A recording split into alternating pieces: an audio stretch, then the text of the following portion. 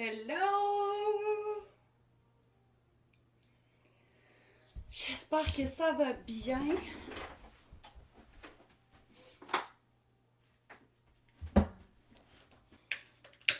Je m'allume une mini chandelle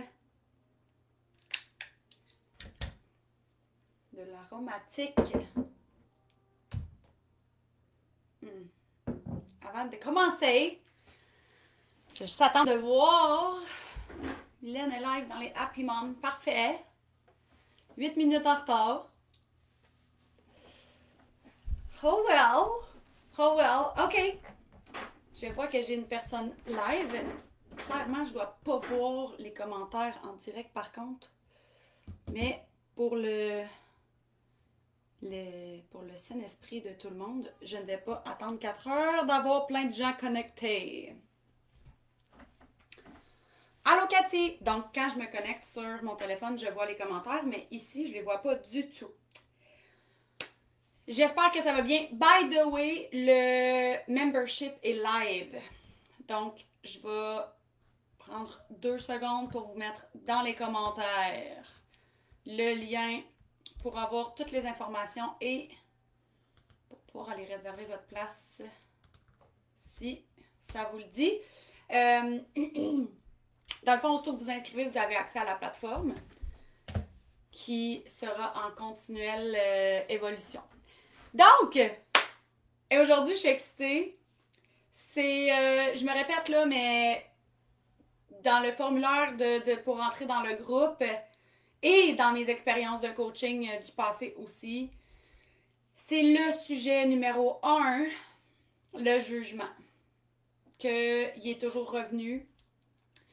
J'aimerais me sentir moins jugée dans mon rôle de mère. Quand je vous ai demandé qu'est-ce que vous aimeriez, j'aimerais me sentir moins jugée, j'aimerais moins me comparer, j'aimerais mieux me sentir dans mon rôle de mère, etc. Et c'est de ça qu'on va parler aujourd'hui. Je me suis pas amenée...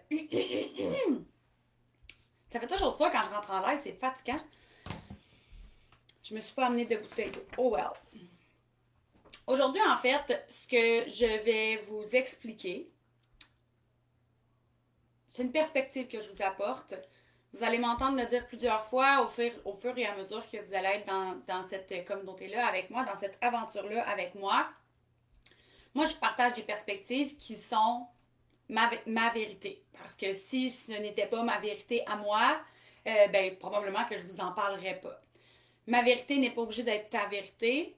Tu prends ce qui fit avec toi, tu prends ce qui résonne avec toi, puis au courant des prochaines semaines, des prochains mois ensemble, peu importe sous quel genre on va être ensemble, que ce soit à travers le membership, ici ou dans un coaching de groupe, peu importe, tu vas vraiment apprendre à justement faire ça. Comme ce qui me prend, je le prends. Ce qui me fait pas, je le laisse aller.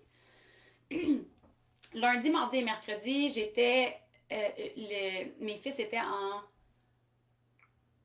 camp de hockey, cours de hockey, camp de hockey. Et les coachs m'ont demandé, Mylène, est-ce que tu accepterais de venir leur parler comme une fois par jour pour venir parler de ce que tu veux? J'étais comme, oh my God, oui. Je vais vous expliquer ce que je leur ai expliqué, mais avec comme une petite coche au-dessus, parce que ça va venir se rattacher avec ce qu'on va parler aujourd'hui. Fait que quand je suis arrivée la première journée, en fait, on a parlé de plein de choses, dont que moi, je leur ai dit toutes les personnes ici, on a comme une bulle d'énergie. On dégage quelque chose. Fait que tu as une bulle autour de toi. Ça s'appelle ton énergie. C'est ce que tu dégages. Et j'ai utilisé cette métaphore-là un petit peu pour leur expliquer. Là, c'est sûr que je leur apportais ça, genre, est-ce que ça t'est déjà arrivé de regarder un film et que de voir des gens pleurer dans le film et de te mettre à pleurer, même si c'est pas à toi que ça l'arrivait là, les enfants étaient comme, oui, ça m'est déjà arrivé. OK, est-ce que ça t'est déjà arrivé d'être dans une salle et qu'il y a quelqu'un qui rit, partir à rire, puis tu sais pas pourquoi tu pars à rire, mais tu pars à rire, ouais. Fait que là, je leur ai expliqué que c'est ça, justement, c'est que c'est contagieux, ma bulle. Fait que qu'est-ce qu'on a fait? C'est qu'on a fait une expérience, mon Dieu, c'est décousu ce que je vous dis en ce moment, mais c'est pas grave. On a fait une expérience, j'ai apporté un plat d'eau rectangulaire que j'avais rempli d'eau. Et là, chacun leur tour, j'ai comme donné des rôles à 2-3 amis dans le groupe de dire, Toi, aujourd'hui, tu as une belle énergie, tu es de bonne humeur, ça va bien, ton état d'esprit, elle est belle, tu as une belle attitude, tu es content, ça va bien aujourd'hui, tu sais. Fait que toi, t'as le. J'ai donné du colorant rouge. Puis là, exemple, j'ai pris ami numéro 2 et je lui ai dit aujourd'hui, c'est un petit peu plus difficile. Ton attitude sur la glace, là, c'est. L'arbitre, tu t'es fait faire trébucher, l'arbitre t'a pas collé le 2 minutes. Il y a un ami qui te donne un coup de bâton, ça te fait mal. Probablement que l'ami n'est pas fait par exprès, mais toi, t'es fâché. Puis là, ça fait 2 fois que tu shottes au net puis que ta puck, ben, elle rentre pas dans le but. Fait que là, ça commence. Est-ce que ça t'est déjà arrivé? Oui, ça m'est déjà arrivé. Comment tu te sentais? Ah, j'étais fâchée, là, je reviens au banc, je me suis mis à pleurer. Ok, parfait. Fait que toi, aujourd'hui, t'es cet ami-là. Puis lui, je lui donnais un colorant bleu. Puis c'était pour leur expliquer que t'as une bulle énergétique. Puis c'était ma première expérience avec tes enfants. C'est touché parce que tu sais pas non plus les croyances des parents, right? Mais là, tu sais, je suis vraiment restée dans le comme, gros basic, là. Je veux dire, c'est scientifiquement prouvé. Pas pour rien qu'ils voulaient qu'on soit à 2 mètres, ok? Comme. On a une bulle énergétique d'à peu près ça. Fait que. On n'a pas 2 mètres, en tout cas. Hein? Ma bulle énergétique. Donc là, je leur ai expliqué.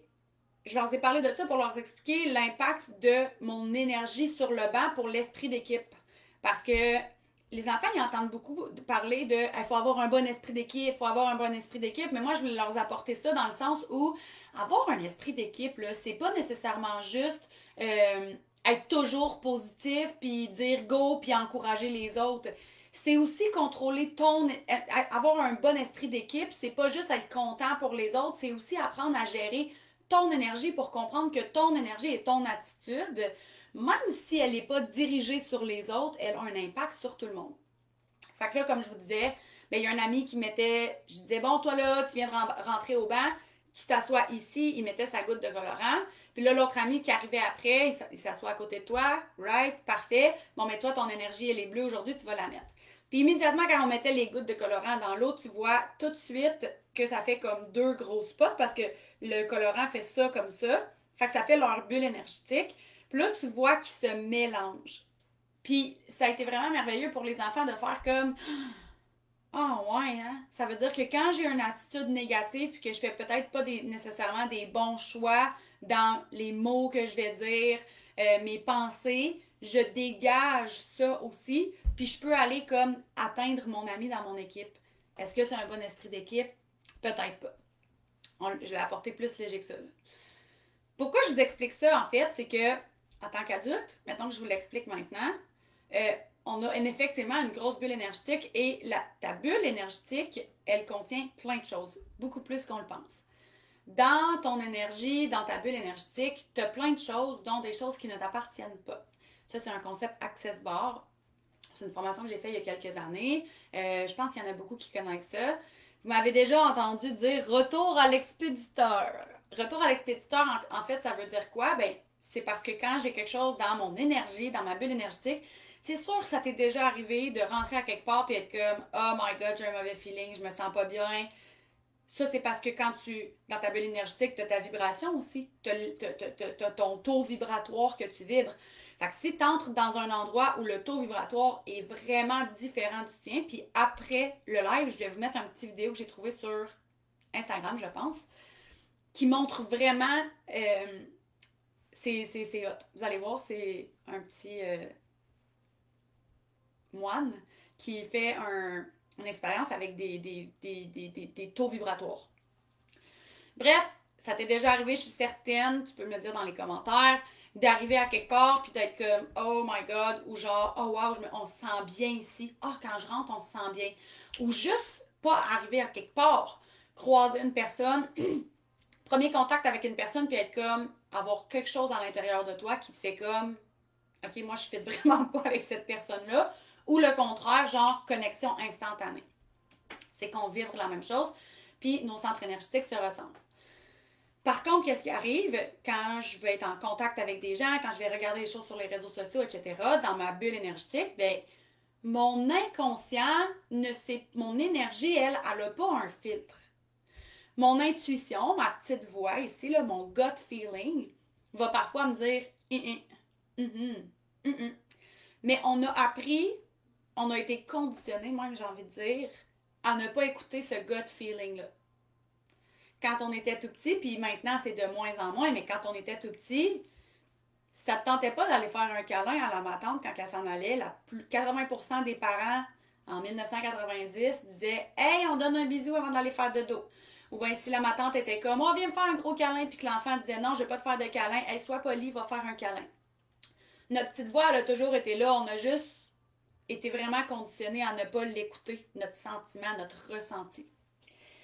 Dans cette bulle énergétique-là aussi, donc dans mon énergie, il peut y avoir plein de choses. Je peux porter plein de choses quand je vais au Walmart, quand je vais à l'épicerie, quand je regarde un Zoom et qu'il y a plein de gens dans le Zoom avec toute leur énergie. Encore là, c'est ma vérité. T'achètes qu'est-ce que tu veux, t'achètes qu'est-ce que tu veux pas. Il y a plein de choses comme des douleurs. 80% des douleurs que vous avez ne vous appartiennent pas. C'est la douleur de quelqu'un d'autre à quelque part que vous gobez. Parce que tout est énergie. La table est énergie, je suis énergie, ma douleur est énergie. Donc, l'énergie qui se croise, ça fait une communion, ça se connecte, OK?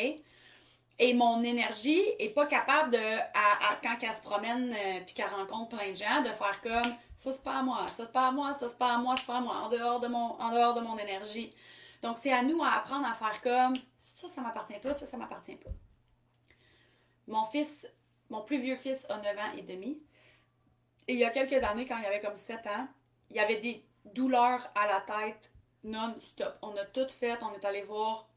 Je pensais que j'avais peur qu'il y ait genre une méningite, là, tu sais. Il avait vraiment mal dans. Tu sais, il avait tellement mal à la tête qu'il avait mal dans le cou.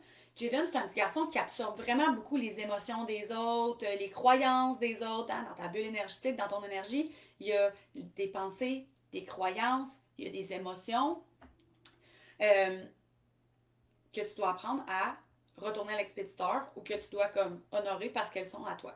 Mais il y a aussi des douleurs. Puis dans ma formation Access Bar, j'avais appris ça dans le fond, puis elle expliquait que même les enfants, tu peux leur dire de retourner à l'expéditeur la douleur, que maintenant, à chaque fois que j'ai mal à quelque part, la première chose avant de me dire, mon Dieu, qu'est-ce qui se passe, comment ça j'ai mal à la tête, ou d'aller me chercher des Tylenol, je vais dire, retour à l'expéditeur, émotion, bienveillance. Je pense pas que est-ce que cette douleur-là m'appartient? Je peux me poser la question aussi. Est-ce que cette douleur-là m'appartient réellement? Non. Instinctivement, tu le sais quand elle t'appartient pas, cette douleur-là. Retour à l'expéditeur, 80% de la douleur disparaît.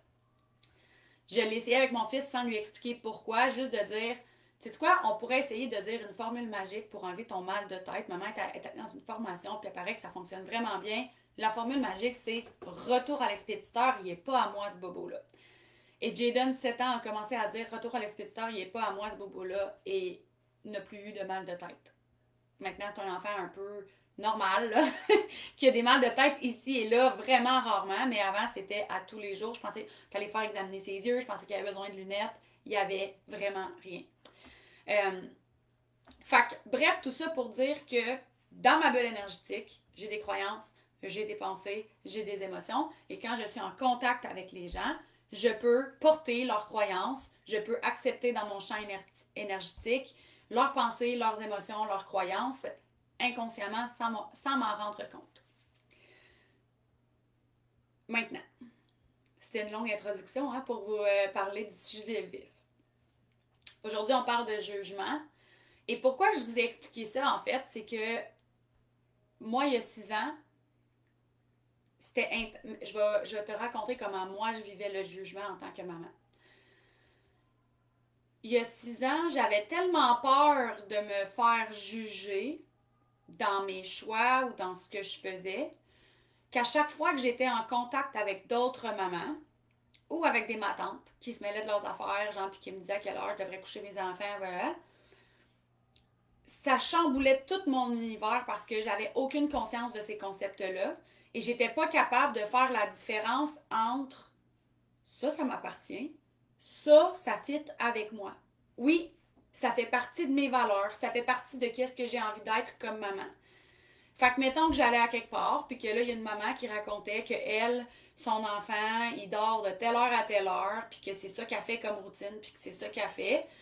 Même si la routine du dodo puis ce que je faisais avec mes fils allait bien en ce moment, puis que j'avais rien à me plaindre au niveau de leur sommeil, mes enfants n'ont pas vraiment dormi, mais ça me dérangeait pas moi. J'arrivais chez nous, puis là, je chamboulais tout. Je chamboulais tout parce que j'étais comme, ben, elle a dit qu'elle, elle faisait ça. Fait que c'est sûr qu'il faut que je fasse ça. Parce que là, c'était comme, c'était une forme cachée, genre, de peur du jugement. Je vais essayer de faire ce que tout le monde fait. Fait que comme ça, je vais fitter dans le moule. Et donc, inconsciemment, je pourrais pas me faire juger parce que je vais faire ce que tout le monde fait. Parce que si je fais différemment, ou que tout le monde, leurs enfants dort puis que les miens dorment pas, ou que tout le monde, leurs enfants mangent au moins telle portion de brocoli par jour, puis les miens mangent pas telle portion de brocoli par jour, ben peut-être que je pourrais me faire juger. Puis si je me fais juger, ça vient tourner le couteau dans ma blessure de maman parfaite. Parce que je veux tellement être une maman parfaite que je veux être une maman parfaite aux yeux de tout le monde, right? À mes yeux, aux yeux de mes enfants, aux yeux de mon chum, puis aux yeux de la société surtout. Fait que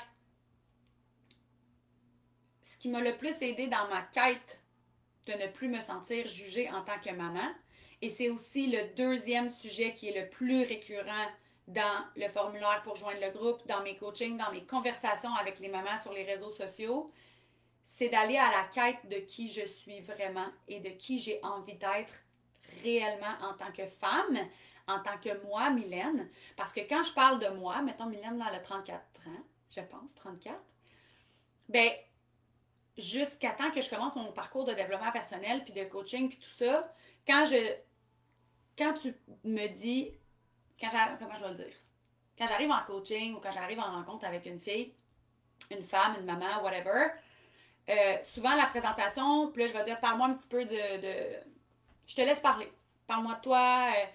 Les gens vont dire, je suis comme ça. Moi, je suis une fille vraiment comme ça, j'ai toujours été comme ça. Moi, ils vont dire le moi.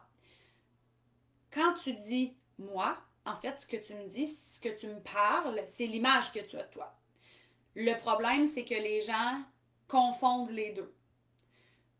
La plupart des gens, quand ils vont parler d'eux, pensent réellement qu'ils parlent de eux, de la réalité de qui elles sont. Je suis comme ça.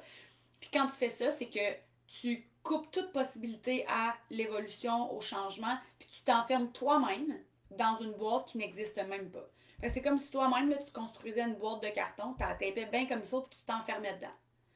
Au lieu de dire, quand je parle de moi, en fait, je parle de l'image que j'ai de moi. Encore aujourd'hui, après 6 ans de développement personnel intensif, de coaching, de formation, de certification, quand je te parle de moi, c'est l'image que je me suis créée de moi. Est-ce que cette image-là, elle peut toujours être peaufinée? Est-ce qu'elle peut toujours évoluer? Est-ce qu'elle peut toujours changer? Oui, absolument. Mais le moment où je sais que quand je parle de moi, je parle de l'image que j'ai de moi et non de qui je suis réellement, parce que est-ce que je le sais à 100% ou est-ce que ça peut changer absolument? Ça vient tout changer la perspective. Et à chaque fois que j'entre en rencontre ou que j'ai en communication avec une fille, une femme, une maman, comme je vous disais, deuxième sujet le plus récurrent, c'est je sais même pas je suis qui. Puis ils vont pas le dire comme ça directement en parlant, c'est quand je vais parler avec eux, puis que je vais dire ouais, mais toi, qu'est-ce que tu veux? C'est quoi tes rêves? Quand tu étais tout petite, tu rêves. Tu sais, à partir du moment où tu savais, est-ce que tu as toujours su que tu voulais être une maman? Si oui, quand tu as su que tu voulais être une maman, là, tu te voyais comment comme maman? Quelle maman tu as envie d'être? Je sais pas. C'est une question qui est vraiment, vraiment difficile à répondre. Et le jour où tu es capable de vraiment aller identifier, et by the way, dans le premier masterclass du membership, c'est ce qu'on fait. Ça va être un masterclass qui va durer, d'après moi, 1 heure et demie, qui vient avec un workbook de, c'est pas vraiment grave, là, mais je pense qu'il y a genre 7-8 pages, 6-7 pages. Fait que c'est des exercices vraiment concrets pour t'aider à faire comme à établir tes valeurs de maman avec des exercices de programmation neurolinguistique, établir qu'est-ce que tu veux vraiment pour qu'après ça, tu sois mieux en mesure de trier les jugements, les opinions, les croyances et les pensées de toutes les gens qui t'entourent. Le jour où j'ai vraiment compris à ce moment-là dans ma vie qui, moi, je voulais être comme maman, qu'est-ce qui, moi, me rendait heureuse, qu'est-ce qui rendait mes enfants, et que j'ai établi en priorité, tac, tac, tac, les trucs que je voulais vraiment. Quand j'allais dans une conversation ou dans un endroit ou quand je parlais de quelque chose sur les réseaux sociaux, quand X, Y Manon, Isabelle, Geneviève commentaient sur mes publications ou bien dans mes stories ou m'écrivaient en privé pour me dire en tout cas, tu devrais vraiment faire ci ou tu devrais vraiment faire ça, c'est vraiment pas bon de faire ci, c'est vraiment pas bon de faire ça. J'étais en mesure de faire de. Il y a même plus le sentiment de comme oh mon Dieu, elle me juge. Oh mon Dieu, je vais-tu aller enlever ma story, je vais-tu enlever. J'ai-tu fait quelque chose de pas correct? Avant, c'est ce que j'aurais fait.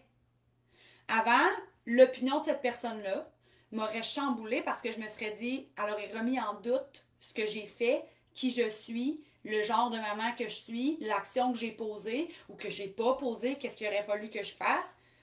Alors que maintenant, c'est juste, cette personne-là, clairement, n'a pas la même échelle de valeur de maman, priorité que moi. Je te donne un exemple. Je vais te donner 2 exemples concrets pour t'aider à mieux comprendre.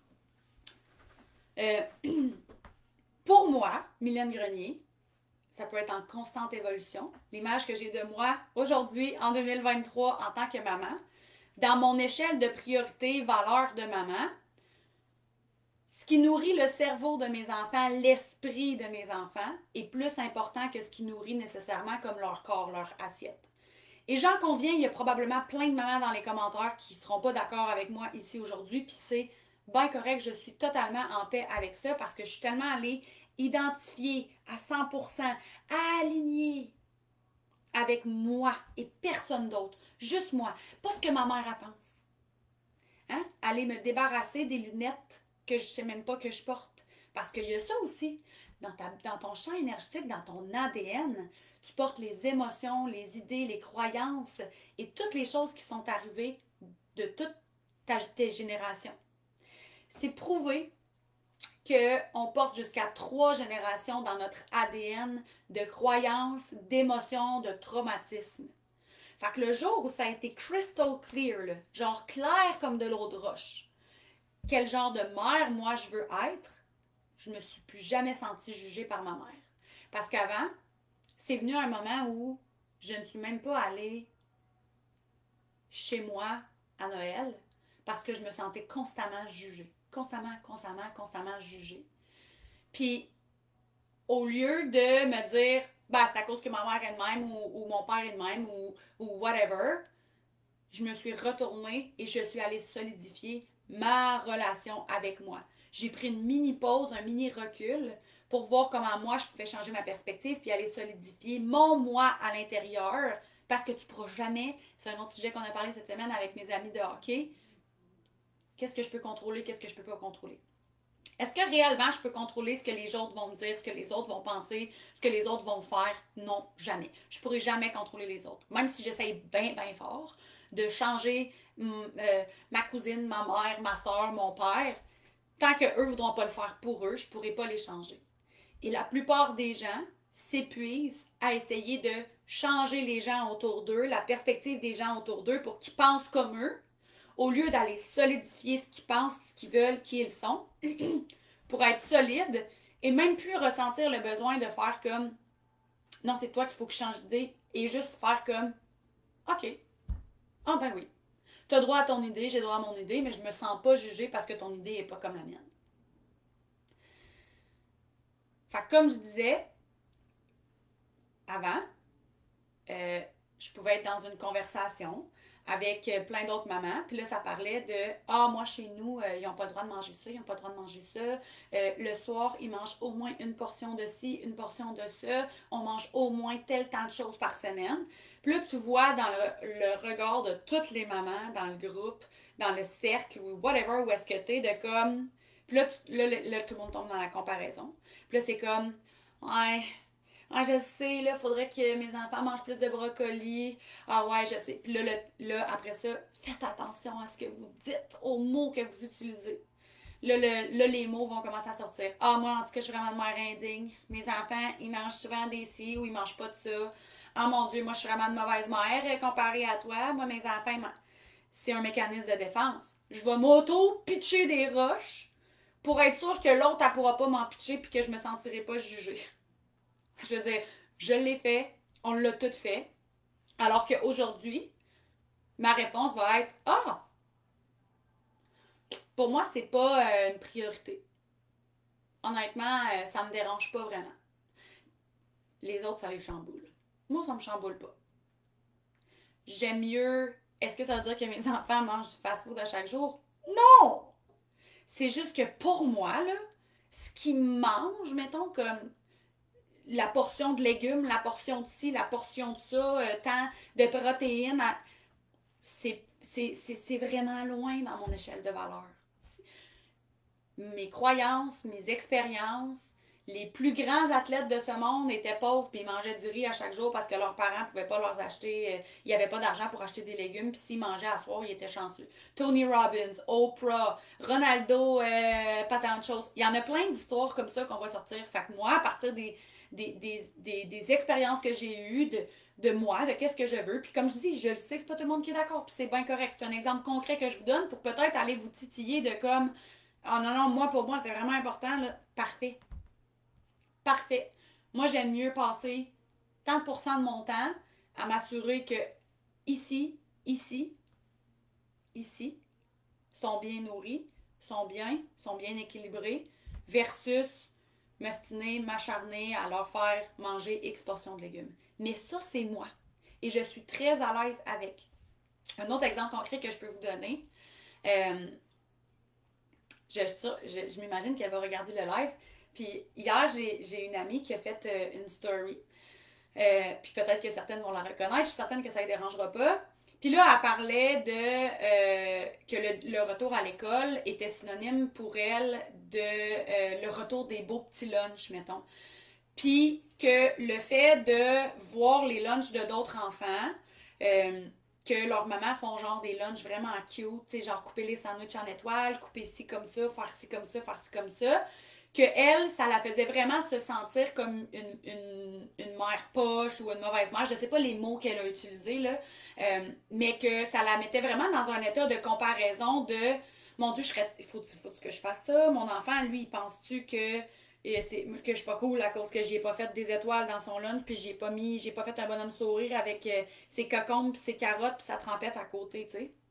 Puis j'ai dit deux choses. J'ai dit numéro un, as-tu pensé que probablement, j'ai dit d'après moi, il y a comme deux possibilités dans l'histoire, deux perspectives que en ce moment tu vois pas. Je te les partage, tu les prends si tu les veux, tu les prends pas si tu les veux pas. Première perspective.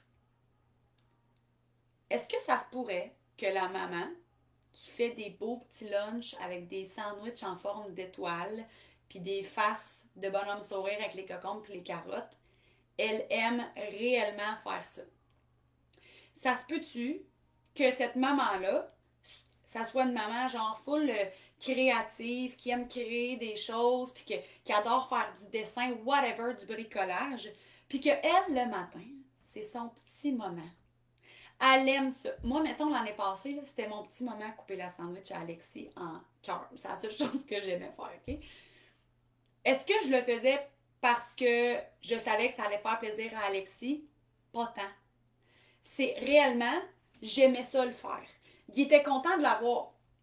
Mais mon exemple personnel de comme je le faisais l'année passée parce qu'Alexis aime pas les croûtes. Fait que c'était ma façon de couper ça puis j'étais bien contente de le faire. Mais le point ultime, là, c'est cette maman-là, à la fin de la journée, on dira qu'est-ce qu'on voudra, le fait soit pour deux raisons. Raison numéro un, parce qu'elle aime le faire. Parce qu'elle a du plaisir à le faire. Même chose, exemple, à l'Halloween. Je vois tellement de mamans à l'Halloween voir des enfants arriver à l'école avec un vraiment beau déguisement, puis faire le commentaire Oh my god, hein? Ouais, t'as dit que moi, t'es une mère poche, hein? Un matin, en moins deux, trois affaires, on a pantaté ça, check ça, eux autres, calvaire, sont dans. Ouh! Là, tu vois les regards des mamans, puis là, tout le monde se met à se comparer, puis tout le monde se met à se dire Oh my god, mon enfant, son déguisement, il est-tu assez? Voyons donc, elle est bien plus cool que moi, elle a pris. Peut-être que c'est une maman qui adore l'Halloween et qui, depuis qu'elle est toute petite, adore se déguiser. Elle, un matin, là, puis depuis un mois, c'est son petit plaisir de la vie, de créer le costume parfait pour ses enfants pour aller à l'école. Peut-être que son enfant, là, Ça se peut très bien, la pomme tombe jamais bien loin de l'arbre. Fait que probablement que lui aussi, il aime ça se déguiser. Mais peut-être que pas aussi. Fait qu'à la fin de la journée, elle le fait parce qu'elle a aimé le faire. Ou perspective numéro 2, autre raison, elle le fait parce que, comme moi j'aurais fait, il y a 6 ans, si j'avais pas fait le parcours de vraiment aller solidifier à l'intérieur de moi mon identité de maman et que j'aurais pas été faire la paix avec ma relation que j'ai avec le rôle d'être maman, je me serais tuée, épuisée à faire des costumes d'Halloween vraiment beaux, puis à faire des beaux petits lunchs parfaits, quand c'est deux des choses que j'aille le plus le faire au monde.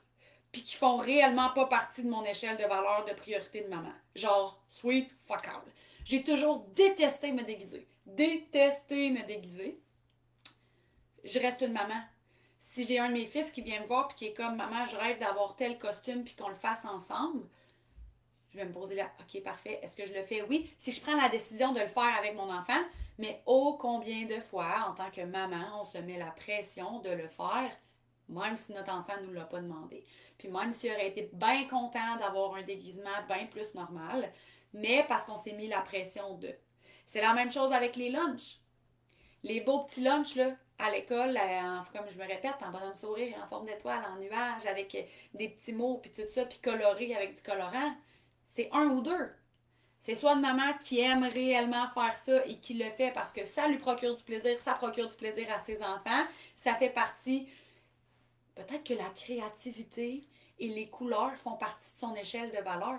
Écoute, moi, dans mon échelle de valeur, au numéro 2, il y a évolution. C'est comme. Fait que c'est sûr que créativité, il est pas là, là. T'sais? Fait que moi, là, que mes enfants aient des costumes d'Halloween créatifs, des lunchs créatifs, ça fait pas partie de mon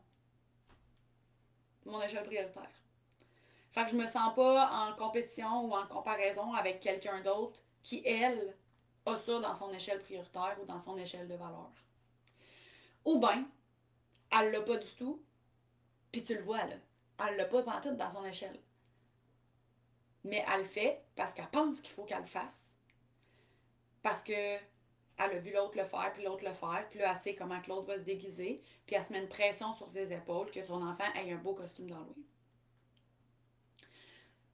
Fait qu'au final, le jour où tu es capable d'aller aligner, solidifier ce qui se passe ici, qui toi tu veux être réellement, puis tu es capable d'accepter qu'on est toutes différentes, c'est beaucoup, beaucoup plus simple et facile, ça devient même automatique de faire retour à l'expéditeur et de ne même plus être insultée ou comme honteuse ou ashamed de comme oh my god, moi je fais pas ça, je devrais-tu faire ça? T'arrêtes de dire des mots comme oh mon dieu, moi je suis vraiment une mère indigne, oh mon dieu. Parce que tout ce que tu dis, c'est tellement important pour ton cerveau, pour ton énergie. Ton inconscient entend tout ce que tu dis. Arrête de dire que t'es pas une bonne mère, arrête de dire que t'es une mère indigne, arrête de dire, arrête de dire. Dans le masterclass du mois de septembre, qui est le masterclass va être le 20, c'est pas vraiment grave, là, mais c'est le 20. Il peut toujours être écouté en replay anyways. On va vraiment aller identifier, comprendre à travers différents exercices, je pense que j'en ai 3 ou 4 en tout, euh, qui je suis moi comme maman. Qu'est-ce que je veux vraiment pour que la prochaine fois que je m'en vais prendre un café avec d'autres mères, puis qu'il y a un sujet qui part sur le sommeil. Je te donne un dernier exemple sur le sommeil, sur la nourriture, sur le temps d'écran, sur les sports, les ci, les ça, sur n'importe quoi. Que tu sois capable de rester dans la conversation sans tomber dans la comparaison, sans tomber dans la peur de te faire juger et que tu sois capable de repartir en n'étant pas comme oh mon dieu, je sais plus qu'est-ce que je veux, peut-être que je faisais pas la bonne chose, peut-être que je suis pas la bonne maman, peut-être que ci, peut-être que ça, puis que tu te sentes solide. Ça veut pas dire que tu douteras plus jamais de toi. Absolument pas. Sauf que par contre, tu vas être beaucoup mieux équipé pour faire face à ces moments de doute-là que tu vas rencontrer dans ta vie de maman. Je me souviens même plus de l'exemple que je voulais te donner. Je me souviens plus de l'exemple que je voulais te donner. Je suis désolée. Fait que j'espère que ça va vous avoir aidé. Dites-moi dans les commentaires si vous êtes en live, si vous étiez en replay. Dis-moi si ça vous a aidé. Le membership, je répète, est on maintenant. Fait que si tu n'avais pas vu les informations, si tu n'avais pas réussi à avoir le lien, tu peux m'écrire membership dans les commentaires. Je vais t'envoyer aussi. Si tu préfères simplement acheter le masterclass, il va être en vente, je ne sais pas trop quand, dans le mois de septembre, tu pourras te le procurer pour venir à ce masterclass-là seulement. Tu vas avoir le workbook qui va venir avec aussi. Fait que je vous souhaite une merveilleuse fin de journée, un merveilleux vendredi, une merveilleuse fin de semaine avec vos familles, avec vos enfants. Et je vous dis à la prochaine.